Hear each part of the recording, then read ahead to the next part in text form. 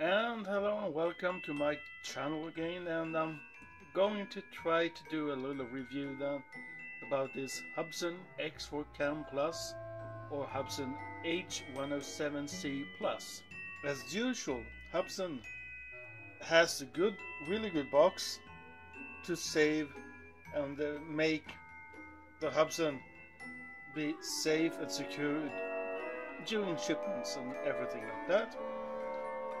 In the box it is a controller, and there are a charger cable. Then we have extra propellers. It's the same propellers as the old one, and here you have this propeller removal tube. And yes, this is not the new one.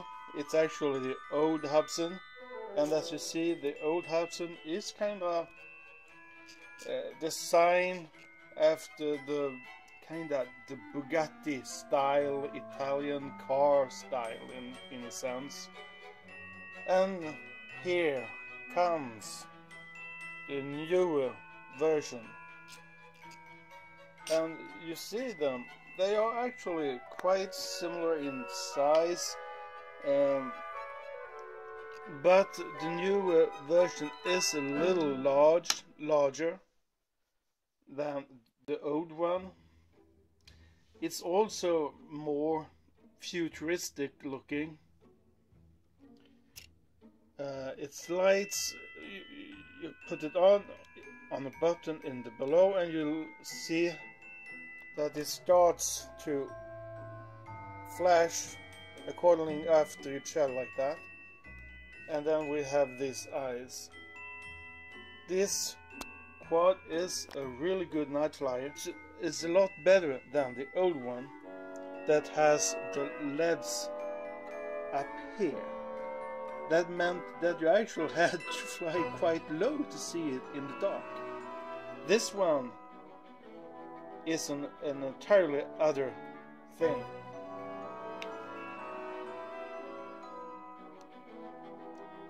And I think it's kind of awesome that it doesn't lit the lights in the same time.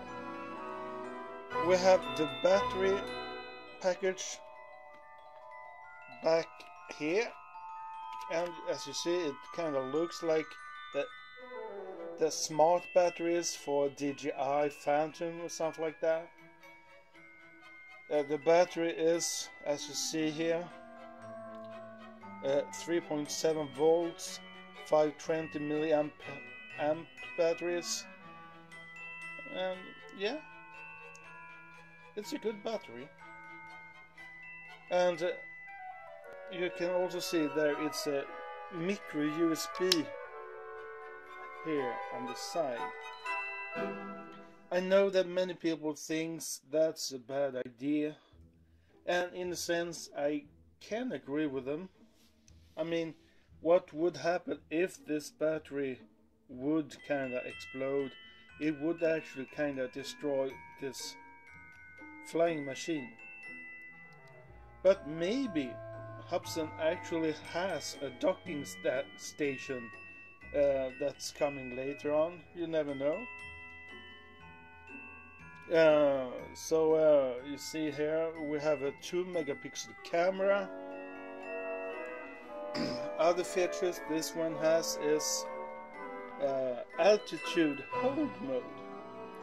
It means that it actually will float by itself in the air and kinda secure its altitude, so it won't sink and it won't rise. It has also a flip mode. I think it actually works more like other quadcopters these days, that you press a button. You should press the transmitter button for more than 1 second, and it will get into flip mode, and then you just press if you want to have a forward flip or backward flip or left flip or right flip, and it will do that. It's not like the old one here where you had to make a fast at right to make a left flip. So yeah. What else it has? It should have 100 meters of range, but I'm sorry to say I only got close to 60, 55, 60 meters, but it could be a question about Wi-Fi routers disturbing my controller and the quad. And let's talk a little about the manual. As usual, it's a good manual from Hubsan. It informs about everything you really need to know, but there are some strange stuff it actually tells that really doesn't seem to be the case with the real product here. As you see here, if we go to LiPo battery safety notes, you can actually see that the manual says to avoid risk of fire or damage, never recharge your battery while it is inserted in the X4. And as you see here is you only can charge it when the battery is inserted in the X4. So I think maybe it's an old translation that they've forgotten, old information from the old X4 series, and they've forgotten to remove that. Or maybe, as I said before, they are maybe releasing a dock for this battery type or something like that. So but at the moment you really can't do this one because you actually has to have this battery in the quad. Other stuff in the manual is kinda okay, but we have one more strange thing about this, and it's actually in the safety checks before flying. And this actually says, before turning on the transmitter, check the throttle stick is pulled completely backwards, down position. And if we then look at the controller, that kinda has this nice leathering look, but it do not feel like leather, but it's not slippery or anything. But as you see on the throttle stick here, it's printed. I mean, one more information note in the manual that do not really make the case in the real product. But I don't see anything else that do that much strange information. Maybe this there are information how to calibrate the transmitter sticks, because it actually says in the text, hold down and trim until the LED on the transmitter blinks red. And again, if we look at the transmitter here, there is no red light. And then we have the second one here.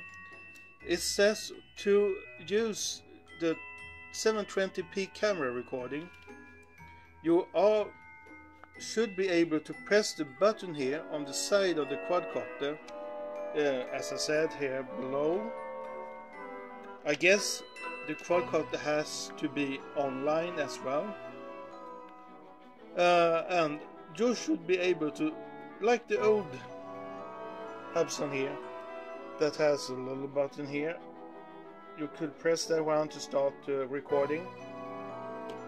The same thing should be possible here, but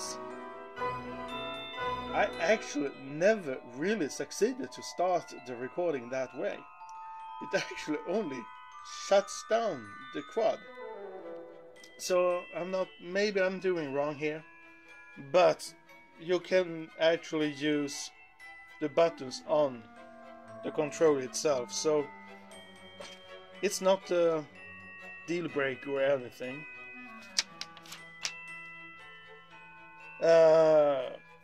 It's lots of LED lights, and they are telling about headless mode, because this actually has a headless mode, but it's actually quite good.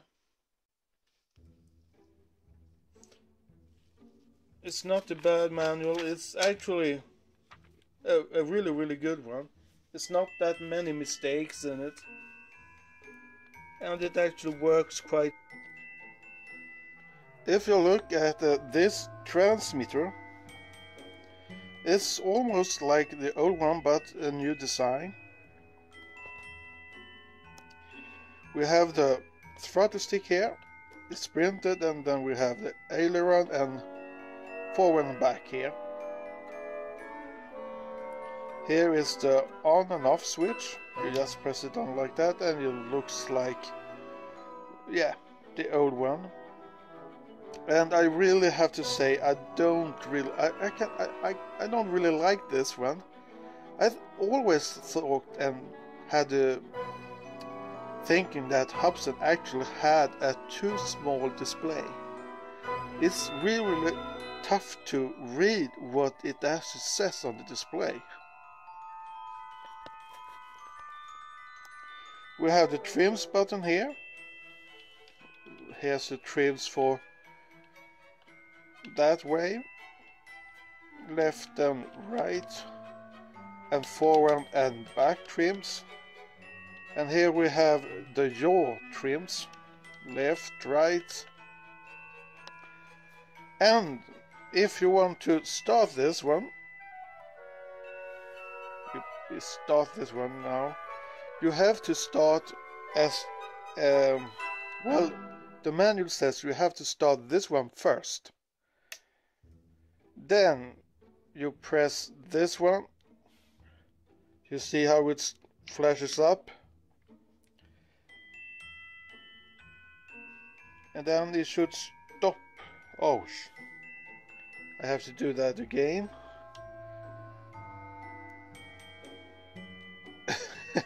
I shut this thing off. I have to do that now. I put it on, and then I do like this. I'm starting it. Now all LEDs. Now it's flashing. To start the quadcopter, I have to do like this. Press to both sticks on the right and left sticks down and to the saw, and that will start. You can shut it down by doing the same thing. If you're flying,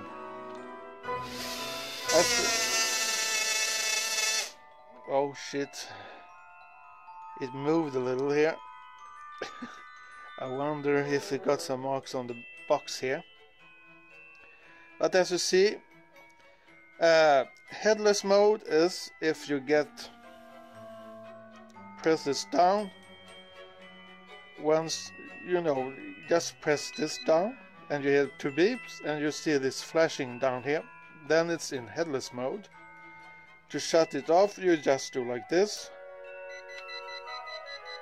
Oh shit, I think I have it in flip mode now. But you should just press it like that and it shuts down. If you press this one here, you will get in expert mode and you hear the 2 beeps, and you should say expert in the middle here. To get in normal mode again, you just press the same button. And then we have the filming. This one takes pictures, and this button here would start the recording and stop the recording. So this was a little about this remote controller, the transmitter controller.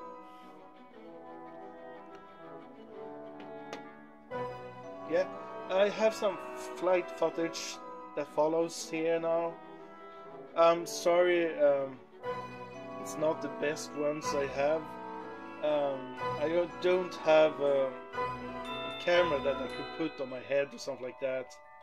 I actually have to use my hands to film it, which I did when I flew in the dark, when I did some night flying photography. But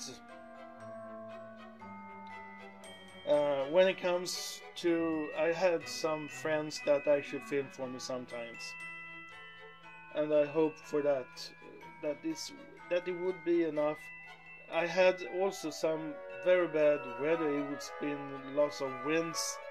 I mean, it's been 4 meters per second and up to 11 meters per second, as we say in Sweden. And that's a lot of wind. It can handle 4 meters per second, that's no problem, but 11, it's kind of tough. And that meant that I really didn't dare to try all the features out, like the flips, for instance. I did try headless mode, and I would say headless mode worked. I never really got the chance to try it out completely. I would like to try it out more, but it do work. Yeah, let's go to the flight photography.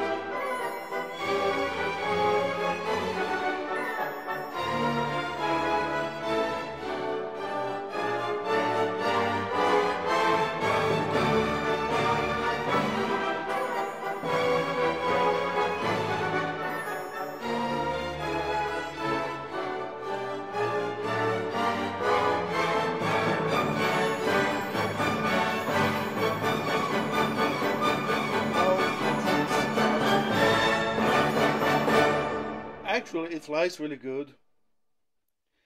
But I really have to say, you that like the old one here would maybe be a little disappointed, because this one was agile in the air, it was fast, it was kinda, yeah, it was fast and speedy, and it was kinda tough to fly in expert mode. I mean, I never really succeeded to fly it really in expert mode, because every time I flew it, it wanted to flip.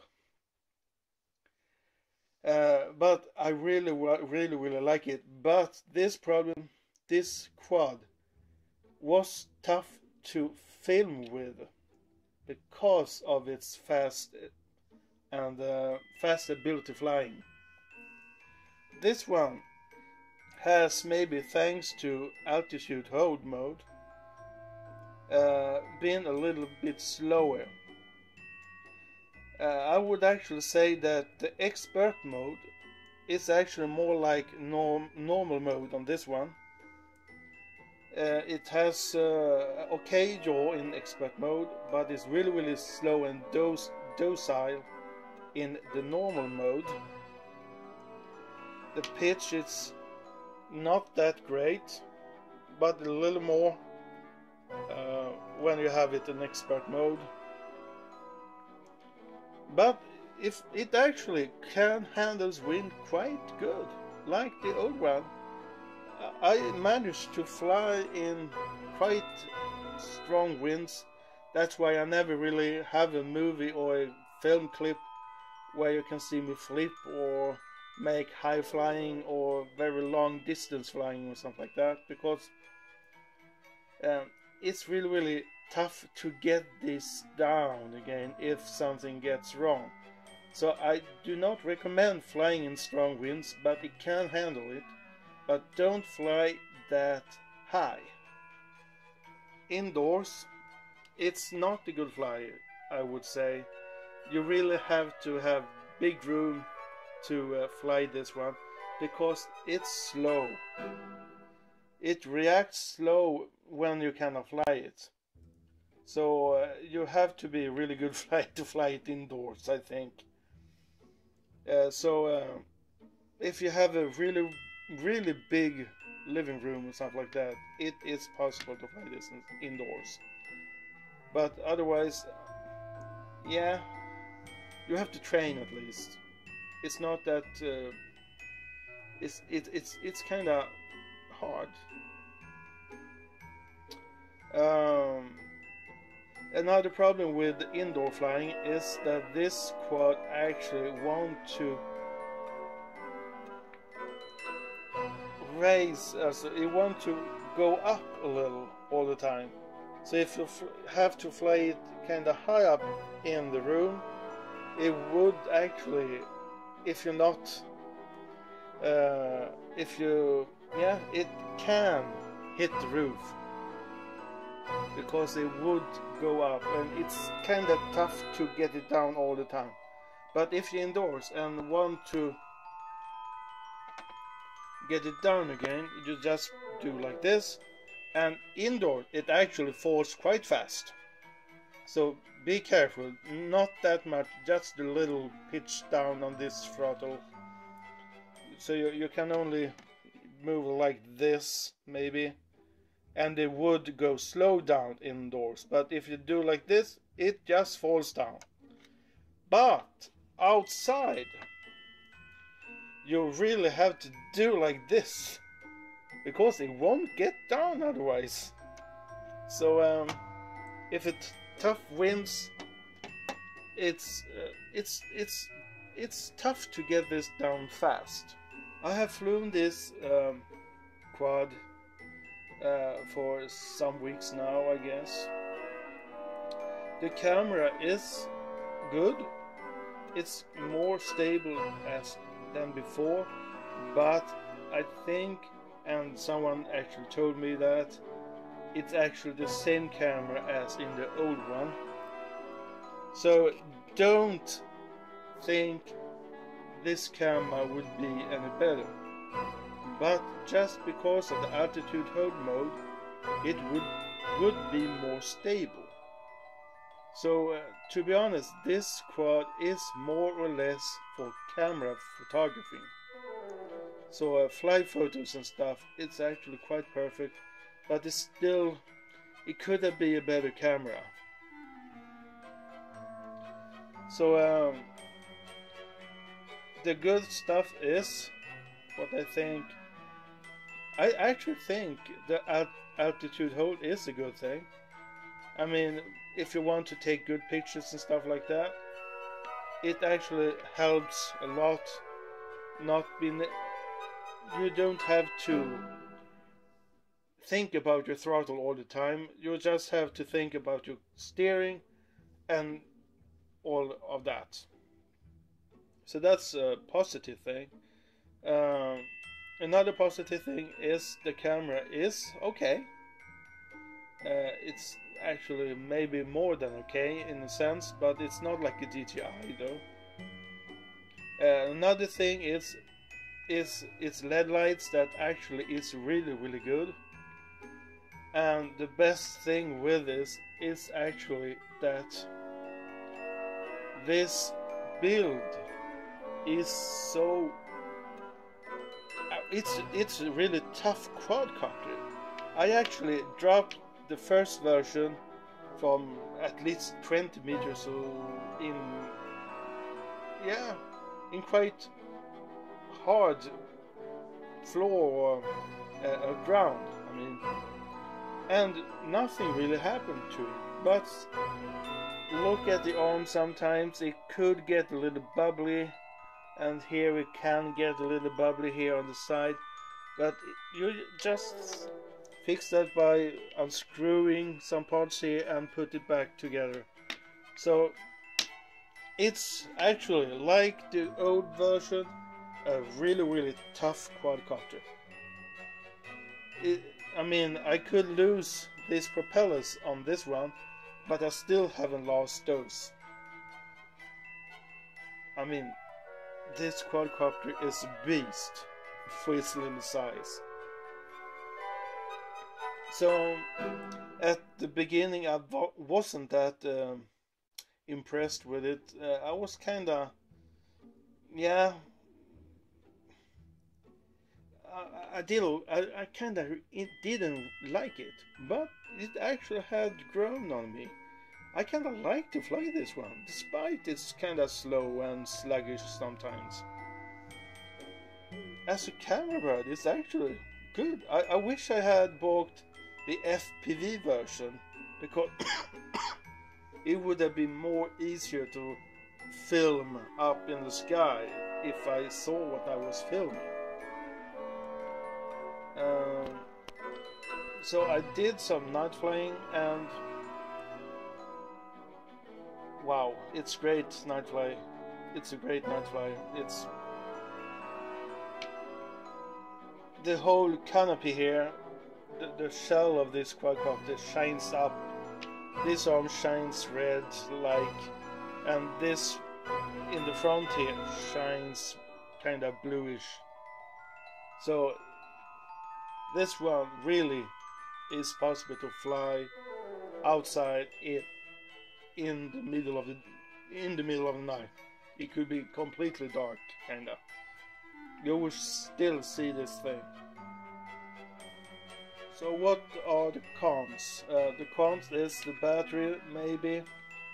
It could be kind of dangerous to be charging it inside the quad, but I also think it's kind of positive in a sense, because it's easier to charge it this way. But well, so what's the judgment over this little quad? Is it worth buying? Well,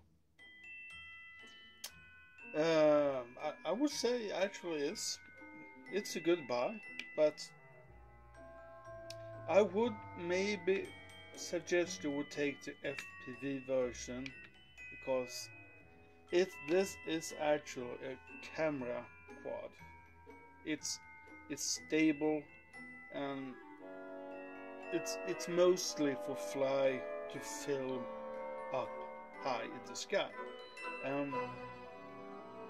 which means it's not the quad for a sports flyer, for instance.